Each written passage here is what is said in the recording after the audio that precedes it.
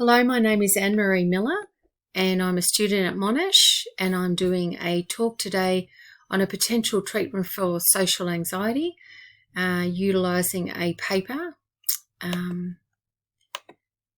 that contains these details, and we will go through the paper. So before we do, what is virtual reality exposure therapy, or what is virtual reality? It's a simulated therapy, in this case via a computer-generated environment, and specifically an anxiety disorder, social anxiety disorder, which is a less established anxiety disorder within the paradigm of anxiety disorders. And that's where one has a fear of conditioning that involves the environment, and the development and the maintenance of it would be the use of the treatments. And this particular study, the participants were educated on the particular anxiety.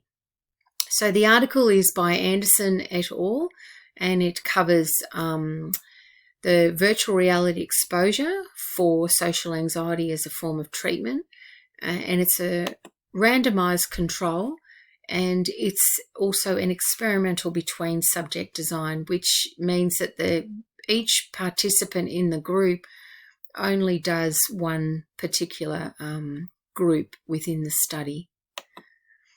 Noting again that it is a randomized control trial, and it's an original study, although there have been other studies studying this particular topic of different designs, or not with all the three groups that are utilised in this study. The information from a randomised control has great credibility in studies, and also the cognitive behavioural therapy, or the in vivo therapy that's utilised as one of the groups, also has a gold standard rationale within treating social anxiety disorder. So the purpose of the study is to compare the virtual reality exposure therapy and exposure groups, and also the waiting list, or where people have waited for 8 weeks before they participate in either of the groups. So it's also predicted that the benefit from the virtual reality therapy applied over 12 months will benefit or be better than the in vivo or the grouped therapy, and also or better than the wait list. Participants themselves ranged in, there was 97 that started, male and female. Female were the majority, and the male and female ranged between 19 and 69. Average being 69, and they were recruited from the community. The diversity of the ethnic cultures was quite wide. However, the numbers within them were minimal for most of the groups, Caucasian being the majority.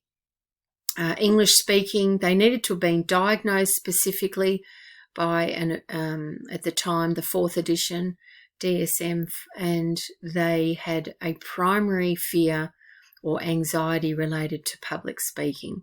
And also, importantly, they were already medicatedly stable. External criteria, or exclusion criteria, were that they had no suicidal tendencies, and also they didn't have an aversion to the weight of the helmet and the virtual reality equipment. As I said earlier, there was 3 groups, and they were all randomly picked to go and participate in one of them, the virtual reality, the exposure group therapy, and the wait list. The measurements for evaluating this were many. There were a couple of self-reportings relating to public speaking and confidence, and also negative assessments, how they felt in the settings, as well as behavioural avoidance tests. And as said, they had to meet the criteria for social anxiety disorder. There's just a few more reports that were also used for the assessment. So there was quite a lot of assessment reports utilised, as well as the study environment was a clinical environment in a psychology clinic in a university setting, and it was easily accessible by public transport. There was a few dropouts in all groups, and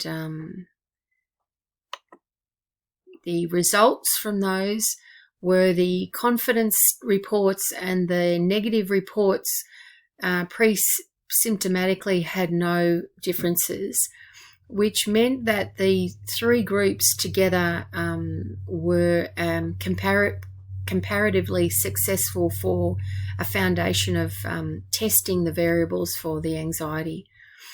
And the self-reports overall in the virtual reality showed a significant improvement, as did with the in vivo or the group therapy exposure. However, the waiting list did not show effectiveness compared to the virtual reality.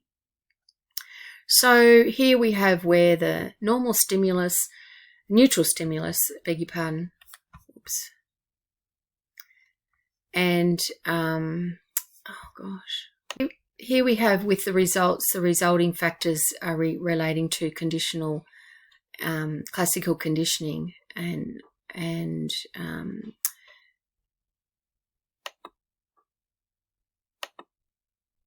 the strengths of the study showed credibility, strengths and limitations, and concluding that the treatments were effective for social anxiety.